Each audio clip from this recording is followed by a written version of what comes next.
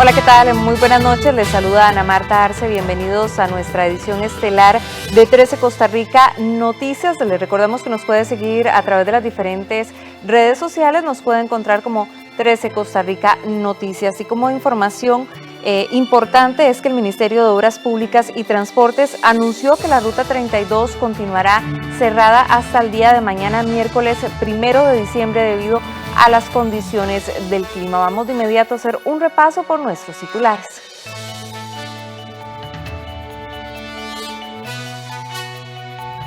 El ministro de Obras Públicas y Transportes compareció este martes ante los diputados por el caso Cochinilla. La falta de planificación convirtió al GAM en una gran isla gris, trayendo como consecuencia el aumento de las temperaturas.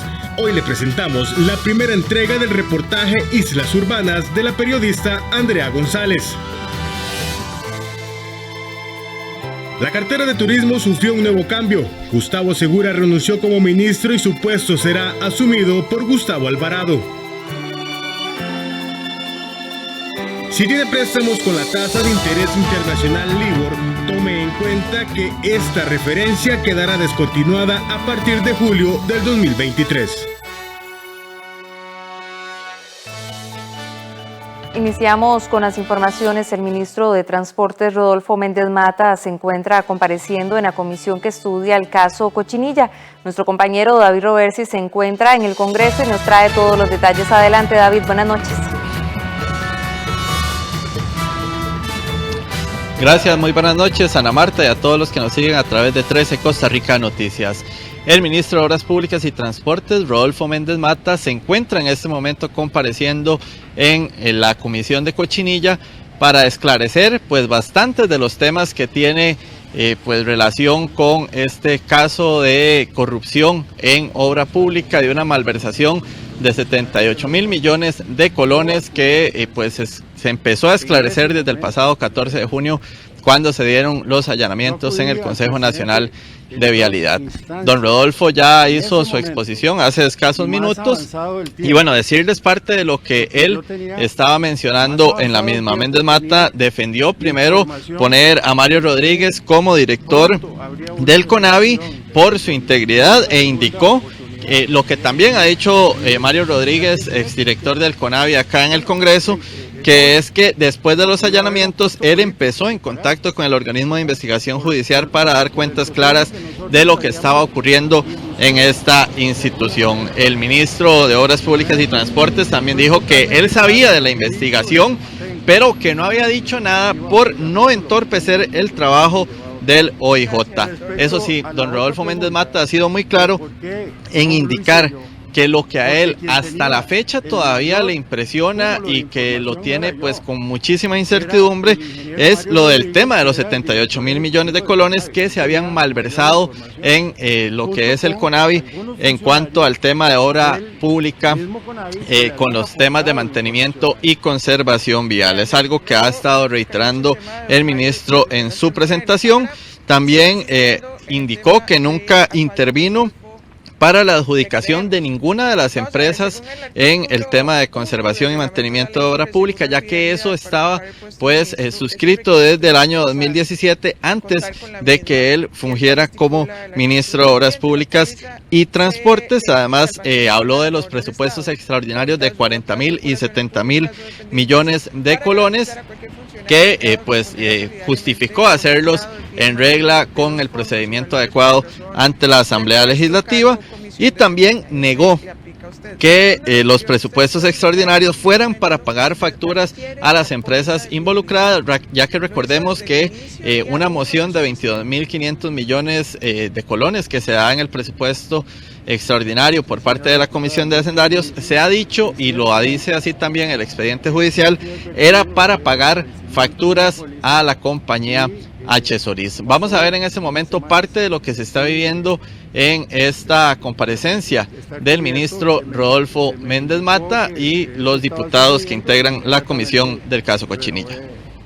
La póliza O sea, pasó algunos días, semanas o no sé qué lapso exacto incumpliendo dicho requisito. En la comparecencia del señor Bernie Jiménez indicó que usted no quería despedir a una funcionaria que había incumplido dicho requisito porque usted tampoco tenía la póliza. Y voy a citar textualmente: ay, huevón, ¿qué vamos a hacer si yo tampoco he pagado la póliza? ¿Cómo voy a despedir yo una funcionaria si yo tampoco la he pagado? Yo no la tengo al día. A mí se me venció en mayo. ¿Esto es así? Lamentablemente, señora diputada, no es así. Ni esa es mi manera de hablar con los subalternos. No es mi costumbre usar ese lenguaje prácticamente con nadie. No es esa mi forma de hablar.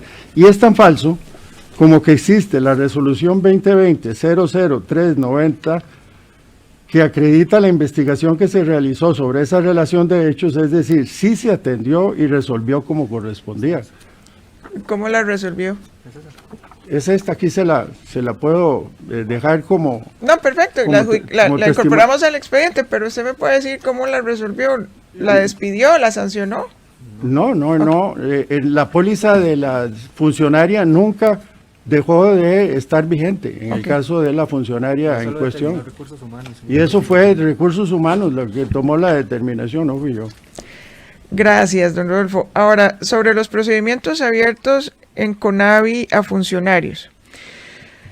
En esta comisión indicó el señor Reinaldo Vargas, auditor interno del CONAVI, que le presentó más de 20 informes en los que se señalaban irregularidades en CONAVI, que se los presentó a su persona. ¿Esto es así?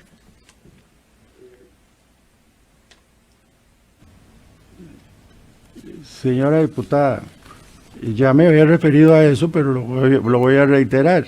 De la misma manera, aquí tengo una contestación a don Reinaldo, el auditor, en donde él nos hace una indagatoria sobre el estado de todos los procesos, y aquí está la respuesta: todos estaban atendiendo. Ok, pero sí lo recibió. Ahora aquí con mucho gusto le dejo una copia de la contestación correspondiente. Gracias. Muchas gracias. Gracias, diputada Vallares. Diputada Vega Rodríguez, hasta por 10 minutos. Bueno, compañeros, esto es parte de lo que se está viviendo en este momento adentro del Congreso con la comparecencia de don Rodolfo Méndez Mata, quien además también señalaba que él no va a dejar que en el ocaso de su carrera, inclusive mencionaba que en el ocaso de su vida, pues se venga a manchar su nombre después de tantos años que ha trabajado en la función pública y donde nunca ha tenido pues ningún señalamiento hasta ahora que pues empieza a ocurrir todo esto con el tema del caso Cochinilla. Pero vamos a hablar también de otras noticias legislativas que han ocurrido el día de hoy. Entre ellas, bueno, se esperaba que desde muy temprano se empezara a hablar en el plenario del tema de empleo público nuevamente. Sin embargo, empezó a darse la noticia de que la Sala Constitucional pues ya había indicado que el proyecto de cannabis medicinal y cáñamo industrial pues se había dado como por visto bueno, digámoslo así, ya que no tenía ninguna inconstitucionalidad. Esto pues generó en el plenario pues largas conversaciones, y ya al filo de lo que era la sesión se empezó a hablar de empleo público, un tema que sigue dando muchísima polémica, y hoy inclusive acá en las afueras de la Asamblea se hicieron presentes sindicatos, universidades públicas y otras instituciones que siguen indicando que el proyecto tiene muchísimos problemas. Vamos a ver parte de lo que dicen funcionarios del Poder Judicial y el rector de la Universidad Nacional, también presidente del CONARE, con respecto a este tema. Son preguntas concretas que los señores diputados y diputadas le hacen a la sala en cuanto a normas concretas. Claro, entonces los magistrados y las magistradas de la sala final se refieren a esas normas concretas que le preguntan. Pero claro, se espera que el legislador haga una lectura integral de la norma en cuanto a todo el compendio de artículos que integra la ley de empleo público, ¿verdad? Y eso es precisamente lo que afecta. ¿Por qué? Porque la sala, básicamente las preguntas que se le hacen, ¿verdad?, determina que es inconstitucional en cuanto se le aplica al Poder Judicial. La Sala recientemente, luego de la consulta legislativa, fue también categórica en reconocer cerca de 33 inconstitucionalidades, de las cuales 13 corresponden directamente a la autonomía universitaria, y por tal razón consideramos que el proyecto que empieza a discutirse hoy está pasando por encima del orden constitucional y sobre todo respetando el Estado social de derecho. Bueno, y es que en este tema también de empleo público, evidentemente, recordemos que este proyecto es el eje principal de lo que es el acuerdo que tuvo el gobierno con el Fondo Monetario Internacional por el crédito de los 1.778 millones de dólares que busca el país para, según el gobierno, pues poner las finanzas públicas en orden. Así que también ellos insisten, también la bancada oficial desde la Asamblea Legislativa, en que es vital que se apruebe, en que está bien que se trabajó cada uno de los puntos que señaló la Sala Constitucional, y que aunque todavía hay dudas, el proyecto seguirá avanzando aquí en el Congreso y que pues se va a ir resolviendo poco a poco cada uno de los puntos que todavía quedan pues con muchas dudas por parte de quienes critican y señalan esta iniciativa. Hay una discusión sobre la constitucionalidad del proyecto. Lo cierto es que el ajuste que hace la Comisión de Asuntos de Constitucionalidad es textual a la luz de lo que determina la Sala Constitucional, y que esto es importante porque entonces aquí tenemos, por ejemplo, la Corte Plena debatiendo la constitucionalidad indicada por la Sala Constitucional, pero no debatiendo si la Asamblea se ajustó a lo que la Sala hizo. Es decir, la discusión es Corte Plena, Sala Constitucional. La Asamblea Legislativa acoge lo que la Sala Constitucional le trasladó y a partir de ahí hace una resolución del texto a la luz de lo que es posible, generando una separación parcial donde cada institución, en este caso las autonomías 2 y 3 y los poderes separados del Estado, serán los que tendrán que determinar cuáles son aquellos grupos de trabajadores que no pueden estar bajo la rectoría de Mideplan. Bueno, televidentes, Ana Marta, esta es la información desde el Congreso. Realmente muchísimo pues ha pasado hoy acá, y evidentemente es un lugar donde seguirá dando muchísimo de qué hablar, y por supuesto también mañana estaremos ampliando ya con mayor detalle lo que es esta comparecencia del ministro de Obras Públicas y Transportes, Rodolfo Méndez Mata, en la comisión especial que estudia el caso Cochinilla. Con esto vamos a regresar con usted, que tiene más en el set principal de 13 Costa Rica Noticias. Perfecto, buenas noches, David, gracias por este amplio reporte. Y en otros temas, la Corte Suprema de Justicia acordó este martes plantear una consulta constitucional sobre el texto sustitutivo del proyecto de ley de empleo público si este es aprobado en primer debate en Asamblea Legislativa. Semanas atrás, los magistrados resolvieron que aún hay algunos artículos que afectan el funcionamiento y la organización del Poder Judicial.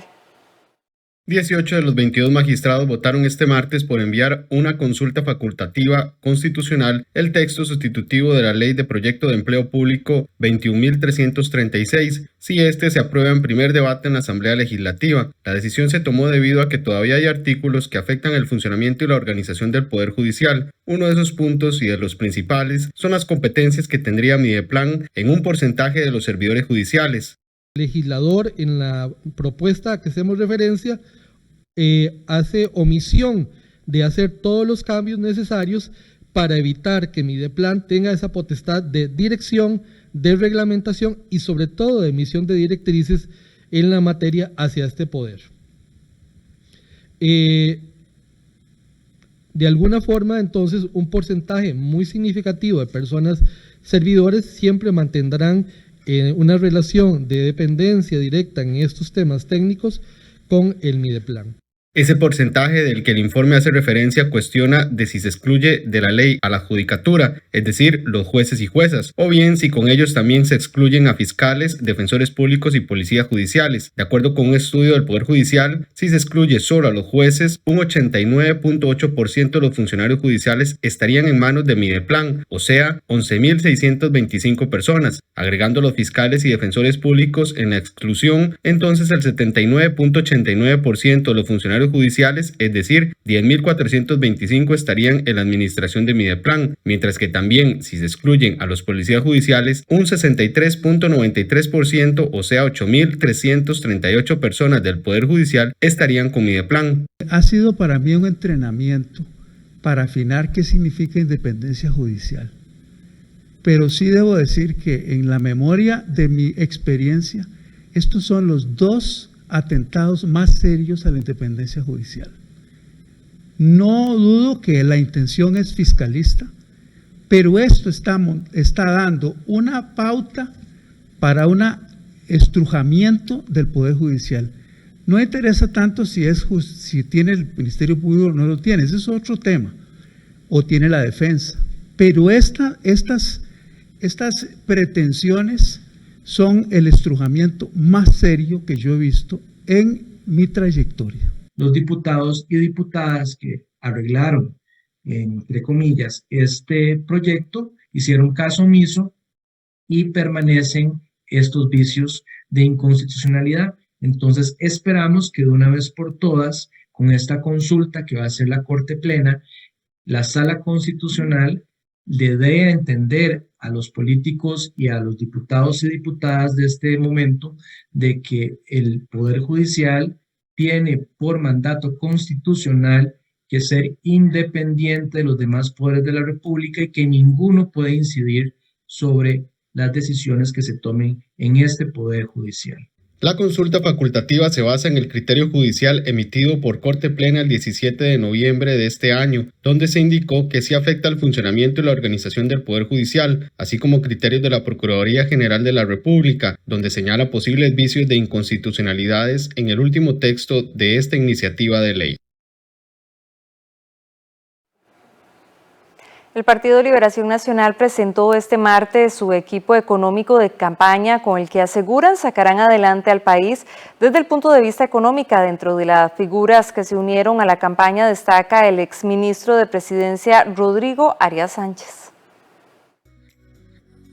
Este martes, el Partido de Liberación Nacional presentó al equipo económico que apoyará la capacitación y el acompañamiento de toda iniciativa económica y de desarrollo que se impulse desde la campaña. José María Figueres destacó que salvaguardar la estabilidad económica, impulsar la creación de nuevos empleos y estabilizar la emergencia nacional que vivimos son los principales objetivos de los representantes destacados el día de hoy. Para el candidato liberacionista, la actitud antiempresarial de los últimos años en el país afectó el crecimiento económico por causa de la improvisación constante y la falta de experiencia. Pero es un equipo que además de consolidar y cuidar los grandes balances macroeconómicos, lo que busca es generar empleo, oportunidades de trabajo, condiciones de apoyo para las emprendedoras en este país, que es la reactivación económica que necesita Costa Rica. Figueres aseguró que Costa Rica necesita crecer a una tasa sostenida del 5 a 6% anual de forma constante. Para ello es vital impulsar la creación del empleo desde la inversión extranjera y nacional, especialmente para las mujeres y con una base carbono neutral. Dentro del grupo que se unió a la campaña están figuras reconocidas en el ámbito político como lo son Enio Rodríguez, Alicia Fournier, Eduardo Lizano y Rodrigo Arias. Oportunidad para que el país conozca cuál es el grupo que va a estar apoyando las políticas de un futuro gobierno presidido por José María Figueres. Yo creo que hoy más que nada, más que en cualquier otro momento, Costa Rica necesita tener un grupo de personas, tanto en el campo económico como en el campo social, con la experiencia, con el conocimiento que tiene este grupo, para hacerle frente a los problemas del país. El equipo presentado este martes cumple con una mezcla entre lo social y lo económico, aseguran desde Liberación Nacional. Candidatos a diputados ven urgente reactivar la economía del país y apuestan a no promover la creación de más impuestos. La Cámara de Industrias de Costa Rica organizó hoy el primer conversatorio virtual con candidatos y candidatas a las diputaciones de 5 diferentes partidos políticos. La actividad se enfocó en conocer cuáles iniciativas impulsaría cada una de las fracciones desde la Asamblea Legislativa 2022-2026.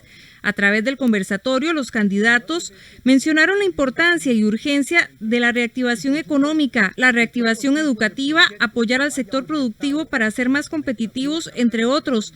Asimismo, mantienen una tajante posición de no promover más impuestos. En general, señalaron estar de acuerdo y apoyar proyectos de ley como el de jornadas excepcionales, reestructuración del MEP con mayor visión, menor exclusión de estudiantado y mejor rectoría de las instituciones, bajar los costos de combustible, que el ICE y Recope sean más competitivos. Hay que ser disruptivos en este momento. ¿Por qué? Porque en la actualidad y en medio de este tema de la virtualidad, estamos dejando por fuera a más de 200,000 estudiantes. Aquí hay que hablar de exclusión, no es un tema de que los chicos salen del sistema educativo. Entonces, lo primero es fortalecer el tema de la educación virtual. Y aquí, como el título de la película, Volver al Futuro. Cuando nosotros volvamos nuevamente a la presencialidad, tenemos que ver que esa no va a ser esa clase magistral. Ya ahora tenemos que hacer esa readecuación para que nuestros estudiantes puedan llegar a disminuir esa brecha que existe entre el 8% de los estudiantes que están en colegios privados a esta mayoría que está en colegios públicos y que los estamos dejando con las manos atadas. Pensar en unir la legislación que ya existe, que está dispersa en diferentes instrumentos y que no ha sido afortunada para generar verdadero apoyo al desarrollo de microempresas, de microempresa, de pymes, no ha sido suficiente. Nosotros no podemos seguir pensando en un país simplemente incluido, sin ningún tipo de razonamiento ni de proteccionismo para el empresario costarricense. Y no consigo el progreso, ¿verdad? Y no conozco a nadie que haga negocios y no está pensando en acumular riqueza. Y si nosotros no logramos de verdad plantearnos en una gran mesa de diálogo nacional qué tipo de ambiente, qué tipo de industria, qué tipo de país tenemos que construir, firmar los convenios me parece actos irracionales porque perdemos ese derecho soberano a definir nuestro destino económico. En el tema de energía, electricidad y combustibles comenzaron a discrepar respecto a los temas. Nueva República, Costa Rica Justa, Partido Unidad Social Cristiana y Restauración Nacional estarían a favor de la exploración y explotación de gas natural y petróleo, mientras que Liberación Nacional estaría en contra de la exploración y explotación de gas natural, pero a favor de la importación del gas natural. La Presidencia de la República informó este martes sobre la renuncia del ministro de Turismo, Gustavo Segura, a partir del 1 de diciembre del 2021, a raíz de una oportunidad laboral en el sector privado. Es por esta razón que el Consejo de Gobierno nombró el martes al presidente ejecutivo del ICT y ministro de Turismo, Gustavo Alvarado, quien cuenta con trayectoria en el ICT y además laboró como viceministro de la Presidencia en la administración 2011-2014. El nuevo jerarca buscará dar continuidad a la recuperación del sector turístico, que ha sido el más afectado por la pandemia. Esto se buscará a través de una sólida conexión aérea con los principales mercados de Costa Rica.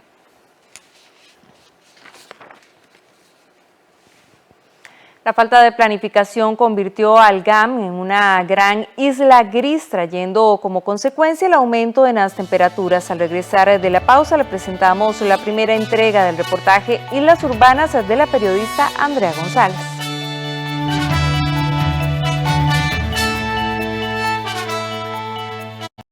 El Banco Central de Costa Rica comunica que los nuevos billetes de 10,000 colones ya están en circulación y tienen seguridades de última generación similares a los billetes de 20,000 colones que usted ya conoce. Para comprobar su autenticidad, toque el relieve en el retrato, mire los efectos en el escudo nacional y gire para ver el círculo flotante en el mapa y cómo cambia de color verde a azul. La nueva serie de billetes de Costa Rica ya está completa.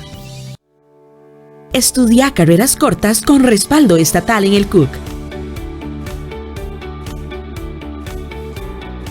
Te ofrecemos 7 diplomados para universitarios, además de programas técnicos y cursos libres.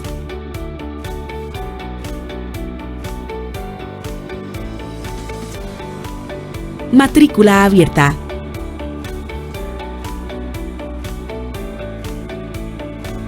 Elegí CUC. No recuerdo si desconecté el cargador del celular. Siento algo extraño, mejor me regreso.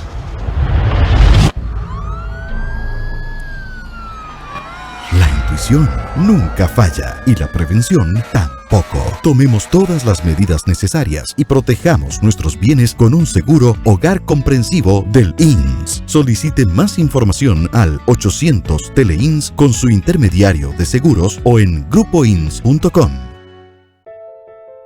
Hoy más que nunca, necesitamos impulsar a quienes se han detenido. Necesitamos a quienes motiven a otros a alcanzarlo todo. A quienes creen en los demás y que con esfuerzo demuestran que lo imposible es posible. Porque juntos somos imparables.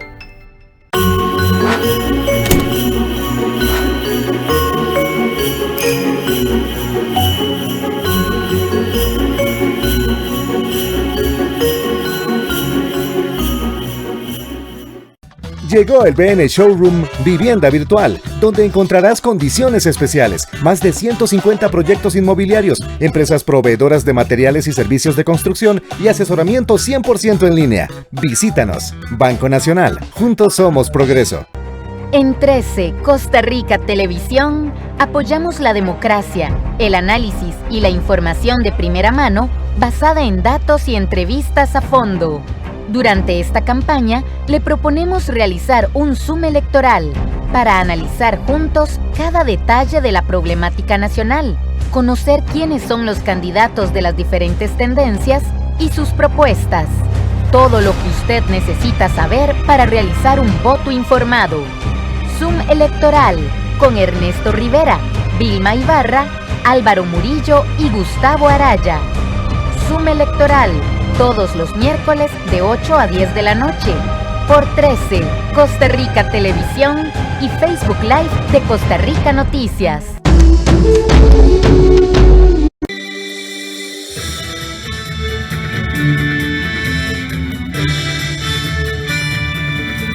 Banco Popular presenta el tipo de cambio. ¿Cuál es el tipo de cambio para este martes 30 de noviembre? Ahí lo tenemos en pantalla. La compra está en 626 colones con 56 céntimos, mientras que la venta en 632 colones con 20 céntimos.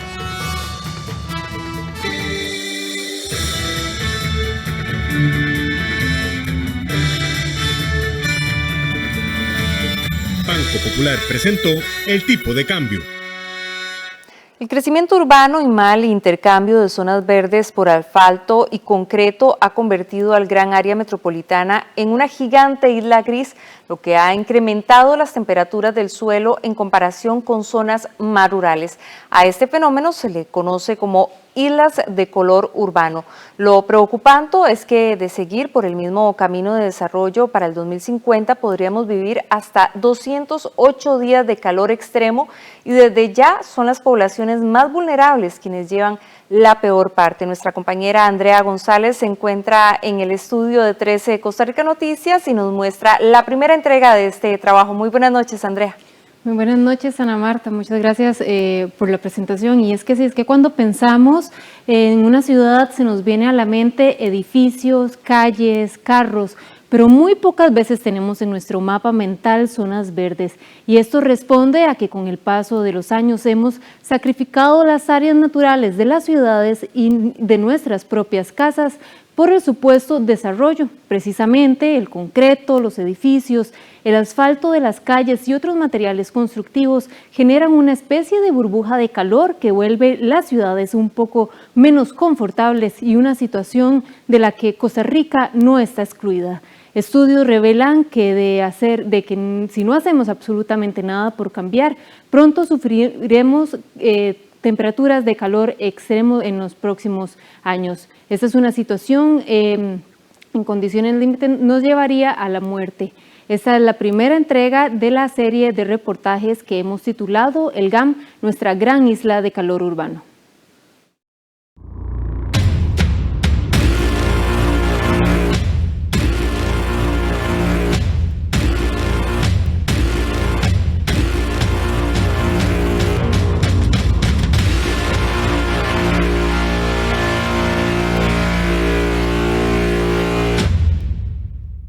Figúrese que yo tengo 46 años de estar acá y aquí antes no había verano, era solo invierno y ahora este es súper caliente, igualito que Nicaragua, está acá. Nos estamos cocinando, ¿verdad? Nos estamos cocinando, sí es cierto. Ha aumentado mucho, ha sido un cambio muy brusco, sí. Conforme va pasando el tiempo, pues se van sintiendo mucho más calor.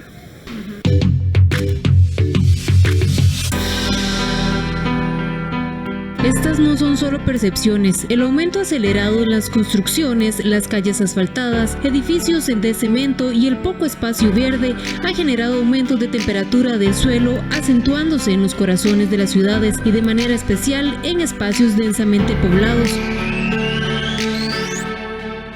Permanecer en un automóvil a mediodía sin aire acondicionado ya no es una alternativa. Lo pensamos 2 veces antes de ir caminando al supermercado y preferimos las oficinas y gimnasios con ventilación artificial. Esta inconformidad que nos genera el aumento de la temperatura en las ciudades es consecuencia de las llamadas islas de calor urbano. Este es un fenómeno térmico que se evidencia en zonas altamente pobladas y construidas, donde se origina una especie de burbuja de calor debido a que durante el día el cemento, el asfalto, el zinc y otros materiales constructivos absorben las altas temperaturas y luego son liberadas durante la noche.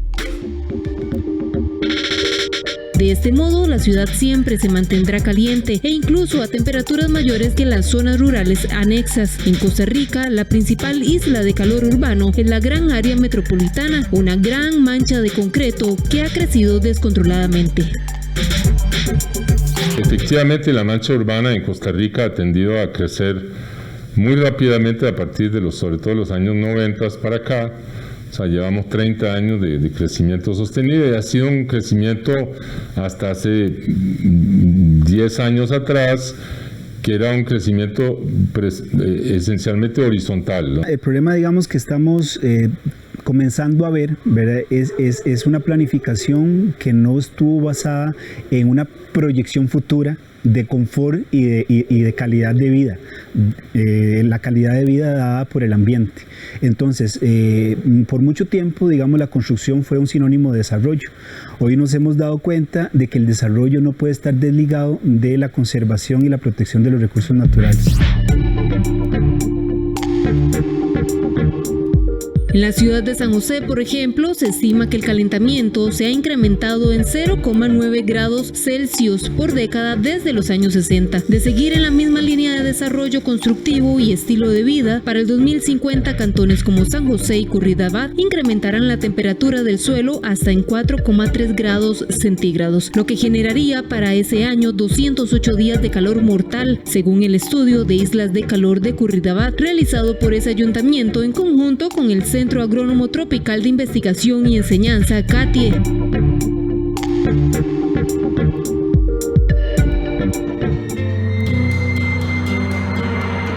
¿Por qué nos deben de importar las islas de calor?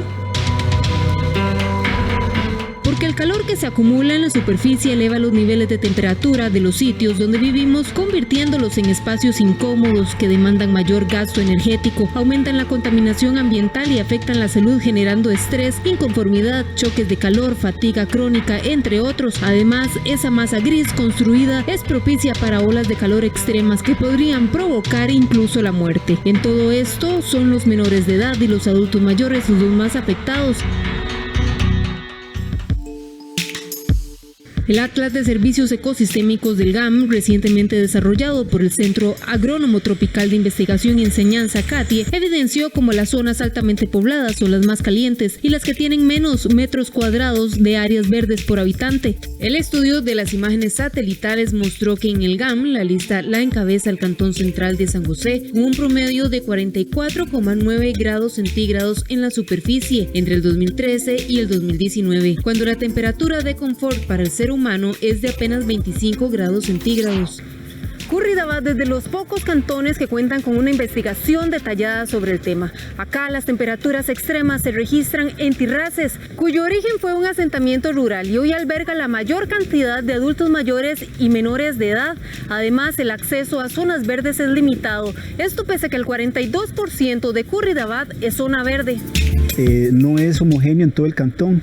Entonces tenemos, por ejemplo, en lugares como Sánchez, en que la cobertura vegetal podría estar alcanzando un 30 metros cuadrados por habitante.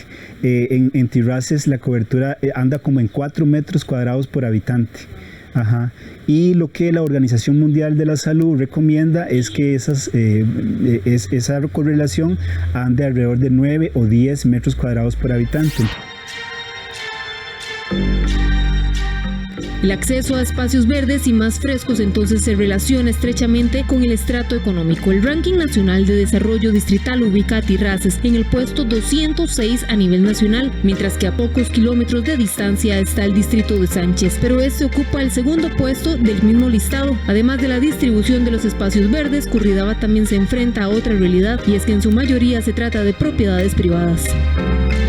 También en terrenos privados, en donde ahorita el estudio nos dice de que sí tenemos parches boscosos interesantes, algunos cafetales que también nos están contribuyendo a la mitigación del cambio climático y al confort de la temperatura, pero que son propiedades privadas que debemos tener entonces una adecuada, planificación con estos espacios y con los desarrolladores para que no perdamos esas áreas verdes del todo. Si algo debe quedar claro es que a más construcción y a menos espacios verdes y mayores temperaturas nos exponemos. Es por eso que la percepción de más calor sobre la superficie se da con más fuerza en el centro de las ciudades y disminuye cuando nos alejamos a zonas más verdes y rurales. Esto se demostró en un estudio que desarrolla actualmente la CATIE para la Municipalidad de La Unión. Encontramos que prácticamente a una distancia de 200 metros de la periferia de cualquier zona poblada en el Cantón de La Unión, la temperatura pasa prácticamente de los 38 grados centígrados a prácticamente los 28 en una distancia horizontal de 200 metros. Entonces esto es básicamente cuando nos desplazamos hacia zonas que tienen mayor cantidad de árboles o zonas abiertas con potreros o que tienen franjas ribereñas o franjas de bosque, la disminución de la temperatura es notoria conforme nos vamos alejando de el centro de las ciudades, en este caso de la periferia de las ciudades. Hasta la fecha, Costa Rica no cuenta con un análisis detallado de las islas de calor en cada cantón del GAM, excepto los de Curridabat y La Unión. Pese a ello, los expertos coinciden en que la evidencia es una alerta de lo que puede estar replicando en el resto de la gran isla de calor.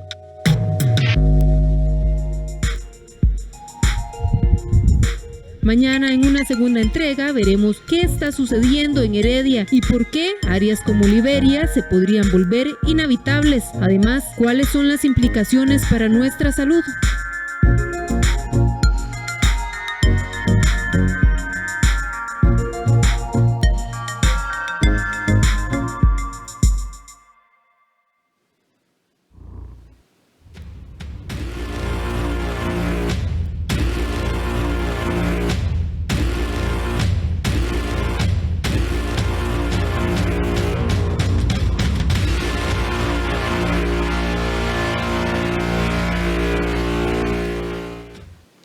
Como vimos, Costa Rica, pese a que este es un tema novedoso, si se quiere, en nuestro contexto cultural, Costa Rica no es la excepción, y esa masificación gris, como lo han llamado los expertos, es lo que nos está llevando a que las temperaturas vayan en incremento dentro de nuestras propias ciudades y nuestras casas. La responsabilidad de cambiarlo es nuestra, y eso lo veremos en los siguientes reportajes, y también qué está sucediendo en otras zonas del país. Ana Marta. Muchísimas gracias, Andrea. Mañana estaremos atentos también a la evolución de ese reportaje. Ahora veía las implicaciones en nuestra salud, sumamente importante saber que todas las acciones que hacemos como ser humano van a repercutir, por supuesto, en la naturaleza, y eso nuevamente se devuelve a nosotros y va a implicar en un tema tan importante como es la salud. Quizás si podemos rescatar un dato bastante fuerte que mencionan los expertos, y es que las personas más vulnerables son las personas que están, los adultos mayores y los niños, y también las personas de bajos recursos, porque ellos, pese a su condición económica, además de su condición económica crítica, tienen acceso a muy pocos espacios verdes, y eso significa que tienen menor calidad de vida, menor calidad por ejemplo, contaminación del aire, y eso se traduce también en enfermedades, que eso es lo que estaremos viendo mañana en la segunda entrega. Súper interesante, estaremos muy atentos. Muchas gracias, Andrés. Vamos a pasar a otros temas, y es que la tasa de interés LIBOR será descontinuada en junio del 2023. ¿Qué pasará con las personas que tienen créditos en esta tasa? El economista Pablo Arias brinda algunas recomendaciones ante dicha transición. La tasa de interés de referencia internacional conocida como LIBOR cesará a partir del 31 de diciembre de este año, con excepción de las referencias en dólares para los plazos a un día, 1, 3, 6 y 12 meses, las cuales se publicarán hasta el 30 de junio del 2023. Desde inicios del 2020, el Banco Central y CONACYT han informado sobre este tema. Cerca del 50% del saldo de las operaciones crediticias en moneda extranjera están vinculados a la LIBOR, y se estima que de estas un 90% vencerá después de junio del 2023. Es por ello que las entidades financieras deben contactar a los clientes para reemplazar esa tasa de referencia de sus operaciones y evitar riesgos derivados de la descontinuación. Básicamente el 50% de las operaciones en dólares en Costa Rica están denominados en esa moneda, y su publicación va a descontinuarse a partir del 1 de diciembre para las tasas mayores a un año plazo. Todavía las tasas a un mes, a 3 meses, a 6 meses y a 12 meses van a seguir publicándose hasta el 2023. Sin embargo, el Banco Central ha sido muy enfático de que ya los bancos deben ir trasladando, deben ir informando al consumidor cuál va a ser el traslado, cuál va a ser el cambio que van a tener en esa tasa. Eso es muy importante porque tiene que ser una tasa en la cual se llega a un común acuerdo. Lo que pasa es que el banco no puede llegar a un común acuerdo con miles de personas a los cuales son sus deudores, ¿verdad? Entonces, bueno, ellos tienen que disponer de una tasa que sea lo más transparente posible, informarle a los clientes. Si usted de las personas que posee un crédito con esta tasa, el economista Pablo Arias recomienda que solicite información de esta transición, y después de que el banco le dé la opción de una tasa, se asesore con algún especialista en estos temas para que verifique si le puede afectar o no dicha alternativa. Bueno, el banco tiene que informar ampliamente, de forma suficiente, completa y muy transparente a todos sus consumidores o a todas aquellas personas y empresas que tengan deudas a esa tasa.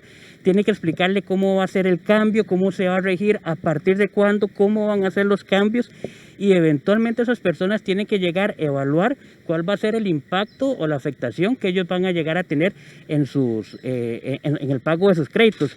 Eso definitivamente va a impactar no solamente las utilidades de los bancos, sino también va a estar impactando los gastos financieros que tengan las personas, que tengan las empresas que tienen ligado a esa tasa un préstamo.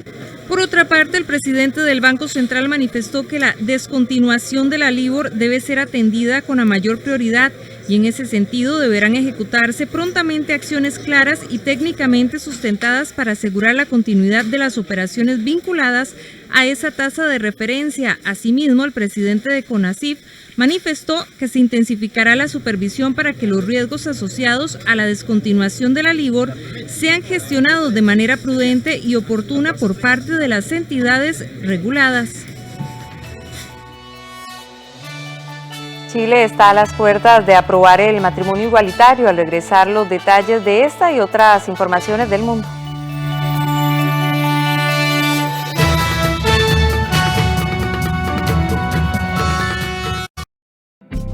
El Banco Central de Costa Rica puso en circulación una nueva moneda de 500 colones conmemorativa al Bicentenario. Está compuesta por un anillo dorado y un núcleo plateado. Al girar la moneda, el valor 500 cambia a BCCR. Además, para el reconocimiento de la población no vidente, sobresale en alto relieve el número 500, las 5 barras en la parte inferior y el estriado discontinuo en el borde. Es urgente que ahorremos agua. Mientras nos enjabonamos de las manos y lavamos los platos, cerremos la llave y al abrirla reduzcamos la presión del agua. Revisemos que no existan fugas en el servicio sanitario. Reguemos las plantas de noche y con un recipiente pequeño. Al lavar, aprovechemos el agua con una tanda completa de ropa. Por su seguridad y la protección ante el COVID-19, comprometámonos con el ahorro de agua. AIA, 60 años de llevar salud y bienestar. Lo que te interesa, sin intereses. Plan 0% del Banco Nacional. Utiliza el plan 0% con tus BN tarjetas crédito y paga sin intereses ni comisiones desde 3 hasta 24 meses. Banco Nacional. Juntos somos progreso. Sin examen de admisión, estudia en la UNED. Ingeniería Industrial, Agronomía, Telecomunicaciones, Administración de Empresas, Educación, Recursos Naturales, Enseñanza del Inglés, Turismo Sostenible y Criminología, entre 36 carreras. Matrícula web del 24 al 29 de enero en uned.ac.cr. UNED, la universidad en los territorios. Yo sigo estudiando para escribir nuestro presente y futuro. El PANI te apoya con becas, talleres socioformativos y la línea gratuita Adolescente Madre 802 26 26 26. PANI, Gobierno.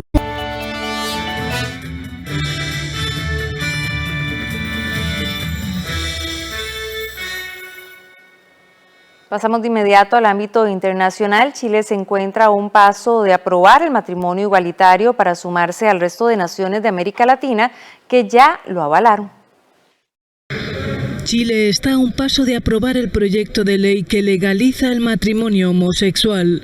El país se suma así a un puñado de países de América Latina de mayoría católica con leyes similares.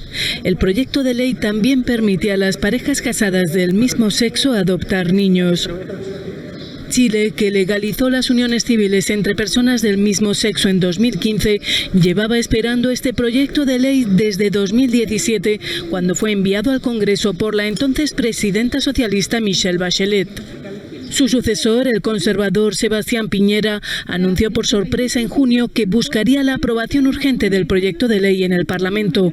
La Cámara de Diputados le dio el visto bueno a principios de este mes y ahora debe ser aprobado por el Senado antes de que finalmente lo firme Piñera. El lunes, un grupo de derechos LGBT dio a conocer los resultados de una encuesta en la que el 82,8% de las parejas del mismo sexo asegura que piensan casarse una vez que sea legal. Ojalá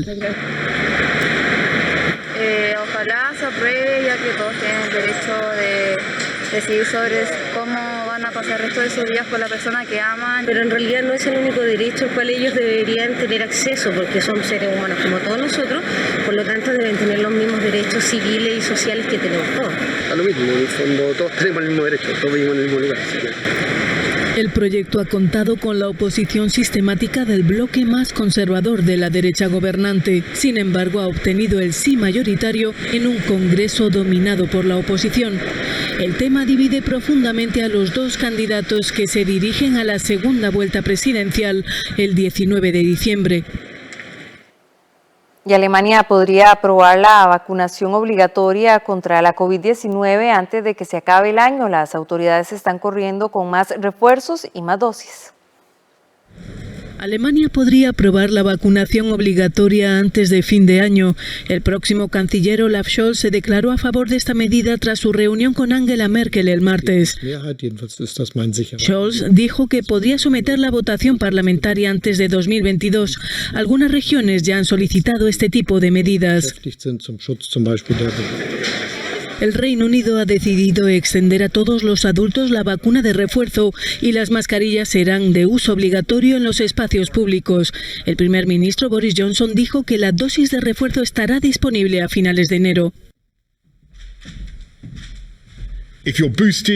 Con la dosis de refuerzo, la respuesta inmunitaria es mayor. Así que además de ofrecer una segunda dosis a los niños y adolescentes de 12 a 15 años, el Comité Británico de Vacunación e Inmunización recomienda un refuerzo a todos los mayores de 18 años y que el intervalo mínimo entre una segunda dosis y un refuerzo pase de 6 a 3 meses. Esto significa que solo en Inglaterra más de 14 millones de adultos ya tienen derecho a recibir una dosis de refuerzo, declaró Johnson. Los países más vulnerables de Europa son los que tienen las tasas de vacunación más bajas.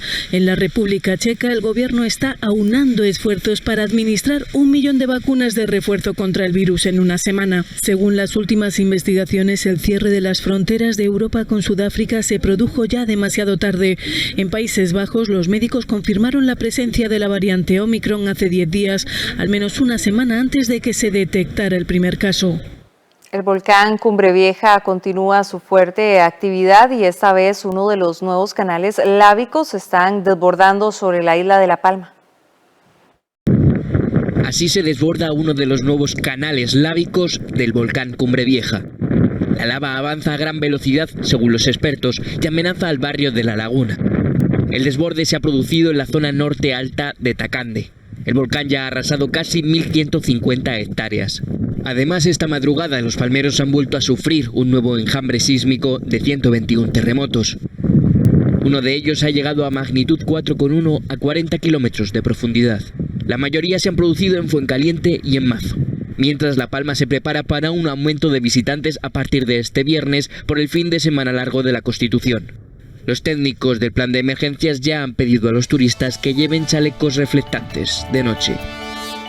Herediano y Alajuelense llegan a semifinales con el invicto de sus técnicos. Los detalles al volver en los deportes.